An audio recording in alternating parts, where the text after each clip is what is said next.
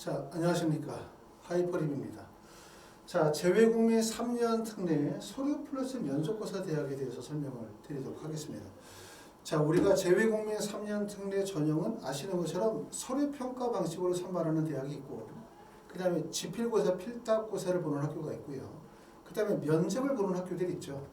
자, 많은 분들이 이제 가장 희망하는 쪽은 서류 면접을 보는 학교들이겠죠. 그 대학들이 연세대학교, 고려대학교, 서강대, 성균관대, 한양대, 중앙대, 이화여대, 한국외대, 국민대에 올해는 숭실대학교까지 포함이 되어지기 때문에 예전에 비해서 서류 전형으로 학생을 선발하는 대학의 폭이 매우 넓어졌어요. 그렇죠? 그렇기 때문에 많은 학생들이 관심을 가지고 계실 것 같고, 더군다나 올해 가장 기쁜 소식은 자기소개서가 폐지가 되어졌다는 점. 자기소개서가 사실은 서류 전형의 원서를 쓰시는 분들이 가장 큰 부담을 갖는 요소, 또 부담뿐만 아니라 비용도 많이 발생이 되어지는 그 요소 중에 하나였어요. 그런데 올해 자기소개서가 폐지가 되어지고 제출하지 않아도 되다 보니까 서류평가 전형의 원서 지원이 예전에 비해서 매우 수월해졌다. 대학도 많이 늘어났을 뿐만 아니라 자기소개서도 없어졌기 때문에 원서 지원이 수월해졌다. 이게 가장 큰 긍정적인 요소라고 말씀을 드릴 수가 있고, 하지만 이거를 살짝 반대로 생각하면 무슨 문제가 생기냐면 서류 전형의 학생들이 많이 몰릴 가능성이 높아요.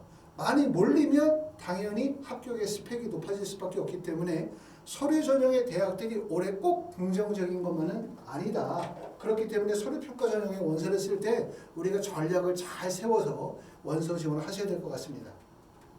자, 조금 전에 말씀을 드렸었던 것처럼 3년 특례 전형의 유형을 살펴보시면 보시는 것처럼 서류 플러스 면접고사를 실시하는 대학교, 오늘 제가 중점적으로 설명을 드릴 학교가 첫 번째는 서류평가 전형으로 선발하는 학교는 성균관대학교, 그 다음에 서강대학교, 중앙대, 이화여대, 한국외대, 국민대, 서울여대, 덕성여대, 고려대, 세종, 그 다음에 동덕여대, 특히 그리고 올해 지필고사 전형에서 서류평가 전형으로 전형의 방식을 바꾼 숭실대학교. 자, 면접을 실시하는 학교는 연세대학교, 고려대학교, 한양대학교가 대표적인 학교고요. 그 다음에 성균관대학교는 올해는 의예과만 면접을 봅니다. 작년에는 약대도 면접을 봤죠. 중앙대학교도 의대와 약대만 면접을 실시합니다. 이 대학교가 중심이라고 말씀을 드릴 수가 있고, 밑에 나와 있는 거는 인문계열, 자연계열, 지필고사를 보는 학교, 그 다음에 면접고사를 실시하는 학교. 이 세 개의 형태가 3년 특례는 이 형태가 꾸준하게 유지가 되어질 가능성이 높아요. 일부 분들은 서류평가 전형의 대학들이 늘어나니까 지필고사 대학이 줄지 않겠냐, 없어지지 않겠냐 라고 말씀을 하시는 분들도 계시지만, 특례의 유형상, 다시 말하면 중도 귀국하시는 분들도 계시고, 외국에서 고등학교 졸업하고 오시는 분들도 계시고, 또 외국의 같은 경우 표준학력 지표에 대한 준비, 토플 시험이라든가 SAT 시험이라든가 또는 IB 디플로마 같은 시험의 공부가 유리한 지역이 있고, 또 어떤 지역 같은 경우는 토플 시험이나 SAT 시험을 보기가 불가능한 지역들도 있거든요. 그렇기 때문에 결국은 지필고사의 시험의 형태는 세 가지 방식, 서류 면접, 그 다음에 지필고사, 면접고사의 형태가 계속해서 유지될 가능성이 높다, 유지가 된다, 이렇게 말씀을 드릴 수가 있고, 오늘 설명을 드리게 되어진 학교들은 서류 플러스 면접 또는 서류 평가만으로 학생을 선발하는 상위권 대학을 중심으로 설명을 드리도록 하겠습니다. 자, 보시는 것처럼 3년 특례 전형은 정원의 2%로 대부분 제한이 되어지죠. 의예과나 사범대학을 제외한 경우는. 그러다 보니까 해마다 모집 인원의 변동이 없어요. 연세대학교는 2024학년도에 전년과 동일하게 68명, 고려대학교 75, 서강대학교 31명, 성균관대학교 66, 한양대학교 56, 한양대학교는 한 명이 늘었습니다. 중앙대학교 87명, 이화여대 61, 한국외대는 41명으로 전년도보다 조금 늘었는데, 이 41명 안에 글로벌 캠퍼스의 선발 인원과 그 다음에 서울 캠퍼스의 선발 인원이 좀 같이 섞여져 있다는 점, 그렇기 때문에 정확하게 보셔야 될 것 같고, 숭실대학교 53명이고 국민대학교는 전년도에 비해서 모집 인원이 좀 많이 늘었어요. 47명에서 56명, 서울여대 31명. 이처럼 3년 특례 전형은 모집 인원이 2%, 정원의 2%, 정원 내 선발이기 때문에 모집 인원이 정해져 있고, 그렇기 때문에 모집 인원의 변화는 크지 않습니다. 주목할 점은 뭐냐면, 이화여대, 한국외대, 숭실대, 국민대에다 박스를 쳐놓은 이유는 뭐냐면, 특히 이화여대나 한국외대 같은 경우는 2022학년도까지는 지필고사를 봤어요. 그러다가 2023학년도 서류평가 전형으로 바뀌었기 때문에 서류평가 전형을 할 때 지필고사를 볼 때 경쟁률의 차이가 어떠냐 이 부분을 주목해서 보시면 숭실대학교 올해 경쟁률이 어떨지를 우리가 아실 수가 있는데 보시는 것처럼 이화여대와 한국외대는 2022학년도의 경쟁률이 3.77, 5.30이었는데 3.77의 경쟁률이 6.16, 5.30의 경쟁률이 8.36으로 경쟁률이 쭉 엄청 올라갔죠. 국민대학교도 지금 보시면 6.02의 경쟁률에서 8.17의 경쟁률로 급격히 상승했기 때문에 숭실대학교도 마찬가지로 전년도에 3.77의 경쟁률이라고 한다면 올해는 적어도 6대1 정도의 경쟁률이 나온다. 2배 이상 경쟁률이 올라간다. 이런 점들 아셔야 되고 아까도 말씀드렸던 것처럼 서류평가 전형의 대학들이 늘어나게 되어짐에 따라서 원서 지원이 용이해졌고 서류평가 전형에서 자기소개서가 폐지가 되어지게 되면서 원서 지원이 용이해졌지만 문제는 뭐냐면 서류평가 전형으로 대부분의 학생들이 몰린다는 거예요. 경쟁률이 높아질 거고 경쟁률이 높아지면 입결이 상승할 수밖에 없다. 이 점이 가장 주의하셔야 되는 점들이기 때문에 그냥 무작정 가고 싶은 대학, 가고 싶은 학과를 마음속에 정하고 그대로 원서 쓰시면 안 되고 정확하게 내용을 이해하시고 원서를 쓰셔야 되겠습니다.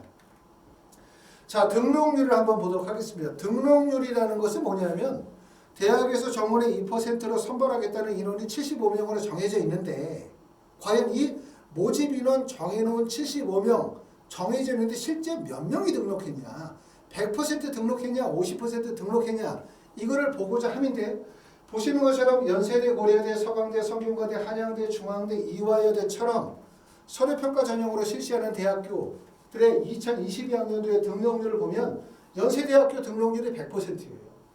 고려대학교 93.3, 그 다음에 한양대학교 100%, 중앙대학교 98.8%이기 때문에 거의 100%의 인원이 등록이 된다는 얘기예요. 등록이 된다. 이런 얘기는 무슨 말이냐면 첫 번째는 학생들이 이 대학에 붙었을 때 다른 대학으로 빠져나간다 하더라도 추가 합격한 학생들이 거기 100% 등록을 한다는 뜻이고 두 번째는 대학에서도 정원을 대부분 다 선발한다는 뜻입니다.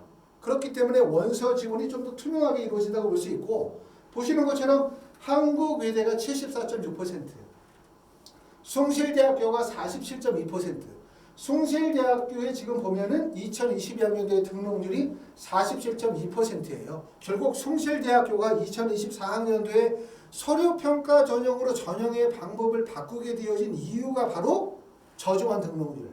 그 다음에 한국외대가 글로벌 인재의 선발 인원을 줄이고 서울 캠퍼스의 등록 인원을 모집 인원을 늘리게 되어진 이유도 바로 한국외대의 등록률이 74.6%로 낮기 때문에 이러한 현상들이 벌어지고 있다. 이렇게 보기 때문에 서류평가 상위권 대학이 보시는 것처럼 지필고사를 실시하는 학교들 또는 서류평가 전형의 하위 대학에 비해서 등록률이 매우 높다. 이 점을 확인하실 수가 있습니다. 자, 대학별로 한번 보도록 하겠습니다. 자, 연세대학교부터 시작해서 숭실대학교까지 전체 9개 대학을 한번 쭉 전체적으로 살펴보도록 할 거고요. 저는 좀 말을 좀 빠르게 하고 여러분들은 화면을 좀 정지를 시켜놓고 세세히 보시면 좋을 것 같고요. 이 내용은 저희 하이퍼리뷰 블로그에 다시 연결을 시켜서 보실 수 있도록 하단에 링크를 걸어서 보도록 할 테니까 자세하게 꼼꼼하게 한번 보시기 바랍니다. 연세대학교 지금 보시는 것처럼 전 모집 단위가 1단계 서류평가 이후에 면접이 40%를 보게 되어지고 면접은 8월 24일에서 8월 26일가 동영상 업로드 형식의 면접이에요. 동영상 업로드 면접이기 때문에 면접의 영향력은 고려대보다 면접의 영향력은 좀 약해요. 비대면 동영상 업로드 면접이고 재신원 기반의 면접이다 라고 되어 있고 PMP 방식으로 실시한다라고 되어져 있습니다. 면접 대상자는 8월 19일 날 발표가 되어지고 면접 업로드가 24일에서 26일이기 때문에 사실 면접 준비 시간이 매우 짧습니다. 활동 증빙서에서 주목할 점은 뭐냐면 아시는 것처럼 연세대학교는 외국 소재 고등학교 재학 중 취득한 것만 평가에 반영한다. 서류평가 전형의 대부분의 대학들이 고등학교 재학 기간에 취득한 학업 또는 비교과 활동에 대한 부분을 반영해줘요. 그렇기 때문에 고등학교 졸업하고 난 이후에 취득한 공인어학 성적, SAT 성적, AP 성적 이런 성적들을 반영하지 않는 대학들이 많다는 점 요거 꼭 주목해서 보시기를 바라고요. 연세대학교는 지금 보니까 경쟁률이 7.22, 그 다음에 6.82, 6.53 정도의 경쟁률이고 2025학년도에 변경되어지는 사항은 체면 계열에서 종전에는 지금 보시는 것처럼 2023학년도에는 서류 60%에 실기 40%를 반영하는데 2025학년도부터는 실기를 보지 않고 서류평가 100%를 선발합니다.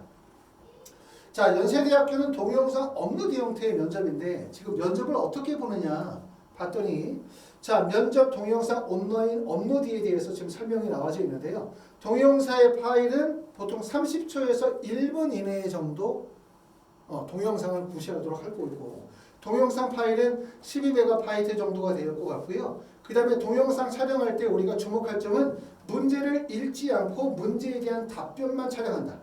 문제에 대한 답변만을 촬영한다는 얘기예요. 동영상 업로드에서. 자, 작년도에 나왔었던 문제의 내용을 보니까 이런 질문이 나왔었습니다. 자, 2023년 3월 신입학 재외국민 전형 중고교과정 해외 입사 면접평가 문제인데 보시는 것처럼 우리의 속담에 목마른 놈이 우물을 판다라는 말이 있다. 이 속담은 마을에 우물이 생기면 마을 사람 모두가 전보다 쉽게 물을 마실 수 있는데 막상 우물을 얻기 위해서 땅을 파는 사람은 가장 목이 마른 사람일 뿐이라는 이야기이다 라고 문제가 나와져 있고요. 그 다음에 질문 내용은 고등학교 재학기간 중 단체 활동이나 팀 프로젝트들을 수행한 경험을 바탕으로 무임승차 문제를 설명하고 이때 발생한 무임승차 문제를 해결하기 위해 지원자가 한 노력에 대해서 답을 하십시오 라고 되어져 있으니까 면접의 내용은 사실 그렇게 쉽지만은 않아요. 그렇죠? 동영상 업로드 형태의 면접이라 해서 그냥 자신의 생각을 솔직하게 표현하는 것이 아니라 제시문이 주어져 있고 그 제시문에 대해서 본인의 경험을 바탕으로 해서 구술하는 내용이기 때문에 면접에 대한 대비가 마찬가지로 요구가 되어지는 형태의 면접이라고 생각이 되어집니다. 자, 고려대학교 보겠습니다. 고려대학교도 마찬가지로 면접을 보는데 1단계 합격자 발표가 8월 5일, 그 다음에 면접이 8월 19일, 1단계 발표 이후에 한 보름 정도 준비기간이 주어질 수 있고요. 면접은 2인 이상의 면접위원이 1명의 지원자를 대상으로 평가하게 되고 재심은 관련 질문에 대해서 답변을 토대로 분석력과 적용력, 종합적인 사고력을 종합적으로 평가한다. 재심은 기반의 면접이고 준비시간 약 12분, 면접시간 약 6분 정도 되니까 연세대학교 면접도 사실 좀 까다로워요. 하지만 거기에 비해서 고려대학교 면접이 조금 더 어렵다고 볼 수 있겠죠. 재심은 기반의 면접이고 면접시간이 약 6분 정도, 준비시간 12분. 준비시간 12분이 주어진다는 얘기는 그만큼 재심문의 난이도, 재심문의 분량 자체가 주어진다라고 생각이 되어집니다. 그렇기 때문에 면접 준비 좀 더 철저하게 하셔야 될 것 같고요. 고려대학교도 마찬가지로 고등학교 입학 이후 취득한 것만을 인정합니다.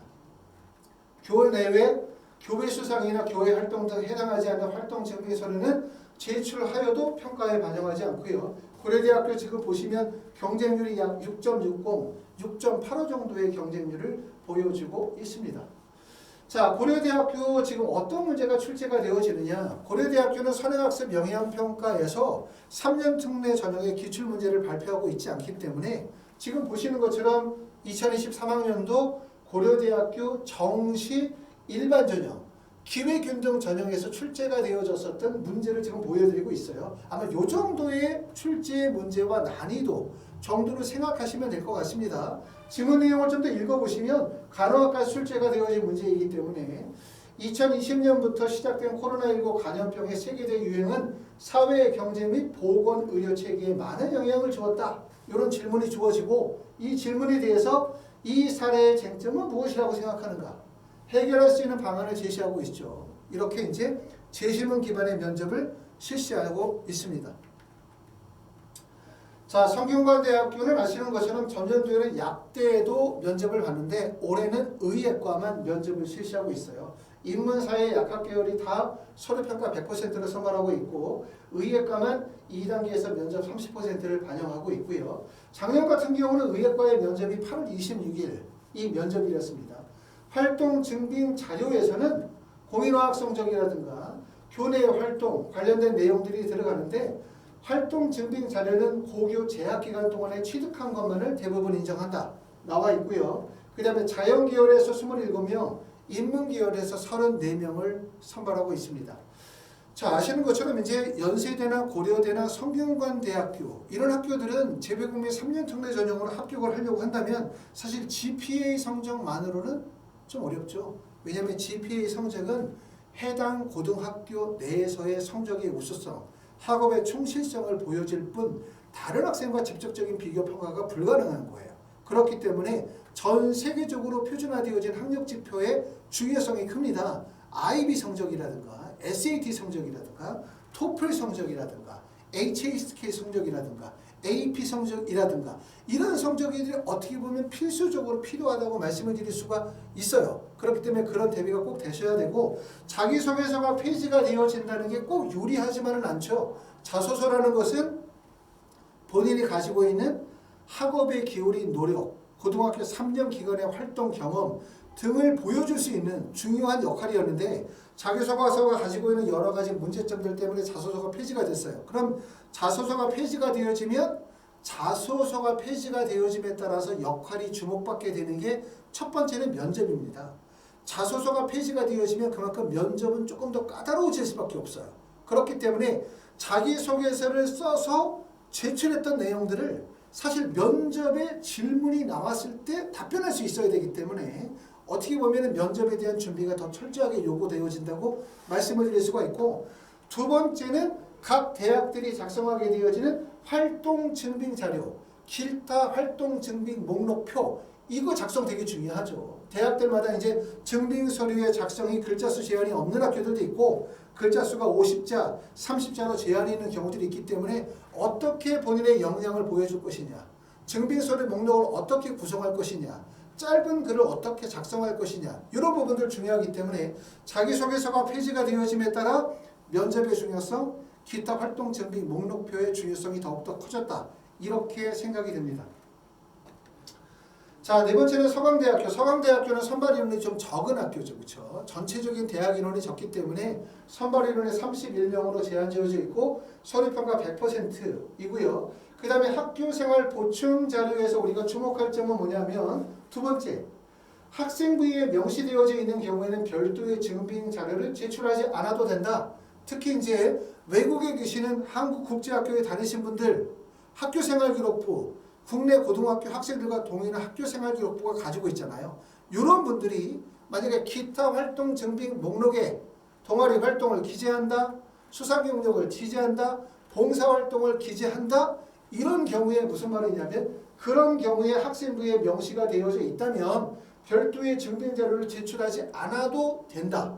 하지만 모든 대학이 안 와도 된다. 이러지 않아요. 한양대 같은 경우는 제출해야 되기 때문에 내가 한국국제학교에 다니고 계시다. 나는 지금 일본 동경국제학교에 다니고 있거나 싱가포르이거나 홍콩이거나 북경이거나 전국에 있는 많은 전 세계에 많은 한국국제학교가 있는데 국제학교에 다니시는 분들은 고등학교 때의 수상, 동아리 활동, 봉사활동, 리더십과 관련된 기타 활동에 대한 증빙 서류들을 미리 준비하시는 게 도움이 됩니다.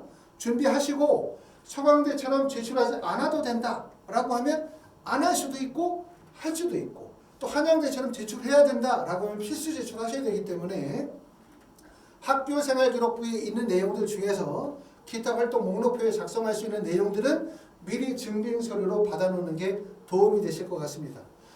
자, 다섯 번째는 한양대학교 보겠습니다. 한양대학교는 1단계 배수 5배수의 서류평가 100%에 그 다음에 면접 1단계 점수 80%에 면접이 20%가 반영이 되어지는 전형이고요.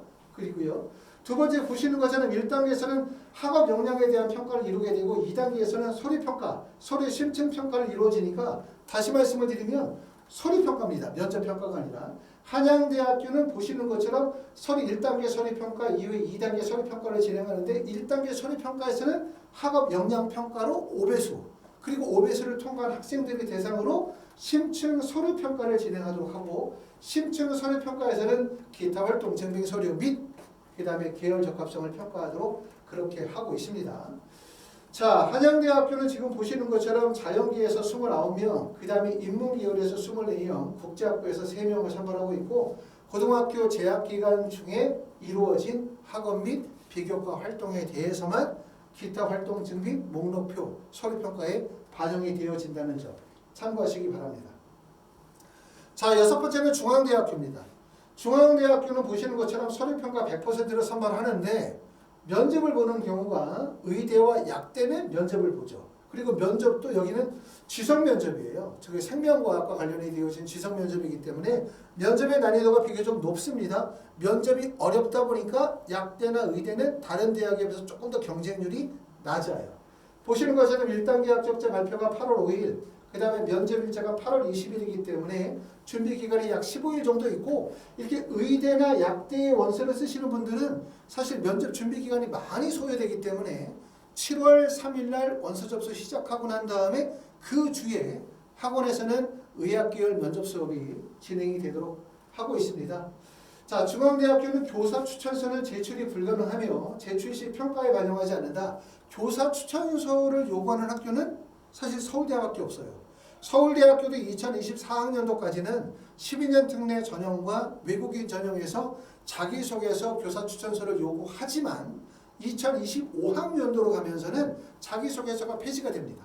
그렇죠? 그러니까 거의 전체적으로 재외국민 전형의 자소서는 대부분 대학이 폐지가 되어진다. 이렇게 보실 수가 있고 2024학년도 12년 특례의 자소서를 제출하는 학교가 어딘지는 모집 요강이 좀 발표가 되어 봐야만 알 수 있는데 현재까지는 서울대학교는 12년 특례 전형과 외국인 전형에서는 자소서를 요구한다.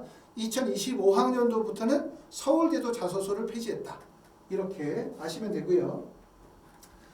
자, 그 다음에 이화여대 보겠습니다. 이화여대는 서류평가 100%로 학생들을 선발을 하고요. 기타 활동 목록표에서는 기타 본인의 학업 능력 증빙 자료가 있는 경우에는 추가 제출이 가능하고 인문계에서 30명, 자연계에서 15명, 국제학부에서 4명을 선발하게 되어집니다.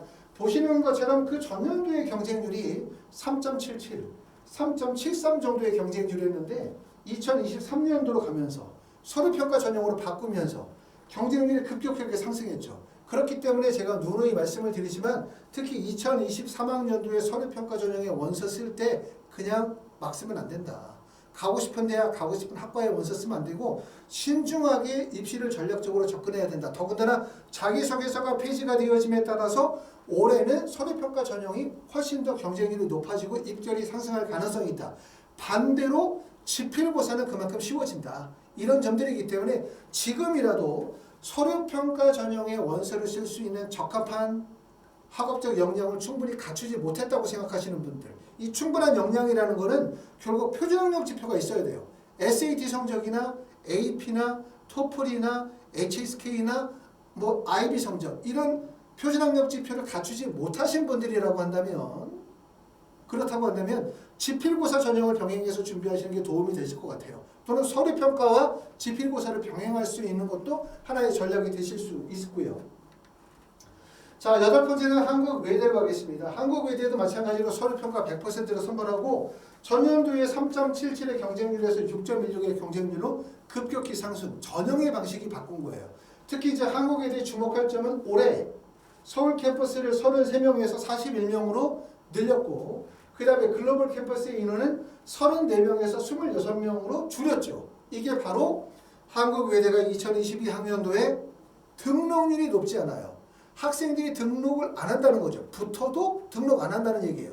그 이유가 글로벌 캠퍼스이다 보니까. 그러다 보니까 한국외대에서 글로벌 캠퍼스의 인원은 줄이고 서울 캠퍼스의 인원은 크게 확대했다. 이런 점들 특징이라고 보실 수가 있을 것 같습니다. 자, 국민대학교 보겠습니다. 국민대학교는 9번째로 인문사회체육기울은 서류평가 100%로 선발하고요. 그 다음에 조영대학은 면접 100%, 연극전공은 실기 100%로 선발하는데 국민대학에서도 보면은 이렇게 학업 능력 및 활동 증빙 서류를 제출할 수 있어요. 자, 우리가 국민대학교 그러면 국민대학교는 연세대 고려대보다 좀 낮으니까 서류평가 하위권 대학이니까 사실은 표준학력 지표 없이 GPA 성적만으로 대학 갈 수 있겠지라고 생각하시는 분들도 계실 수 있으나 보시는 것처럼 해당 대학 입학 학력 증빙, SAT나 IB나 AP나 A레벨 또는 수상 경력, 어학 입증 서류, 자격증 및 봉사활동, 기타 활동 내용들이 첨부가 되어질 수 있기 때문에 당연히 상위권 대학에 비해서는 표준학력 지표의 종류, 표준학력 지표의 하이스코어가 좀 낮긴 하겠지만 대부분 서류평가 전형의 국민대를 가는 학생들은 SAT라든가 공인어학 성적 또는 IB 디플로마의 일정 정도의 점수가 있는 경우 있어야만 합격할 수 있다고 생각하시기 때문에 그냥 GPA 성적만으로 밀어넣는다 좀 어렵습니다. 그렇죠? 그렇기 때문에 그런 준비가 충실하게 되셔야 될 것 같고요. 국민대학교도 보시는 것처럼 2022학년도에 비해서 2023년도에 경쟁률이 크게 상승되어졌음을 확인하실 수가 있습니다. 자, 이렇게 해서 이제 3년 특례 전형에서 서류평가 전형에 대해서 쭉 설명을 한번 해드렸습니다. 각 대학의 전형 방법에 설명을 드렸고, 그 다음에 다음번에 이제 설명을 좀 드리고 싶은 얘기는 3년 특례 서류평가 전형, 3년 특례 지필고사 대학들의 선발 방식이 있죠. 선발 방식.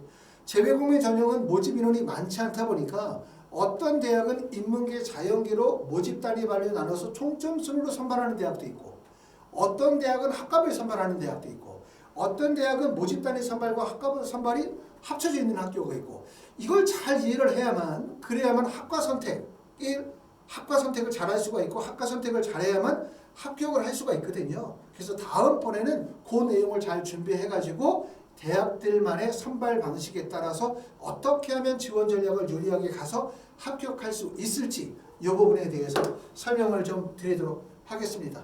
자, 여기까지 하이퍼립이었습니다. 감사합니다.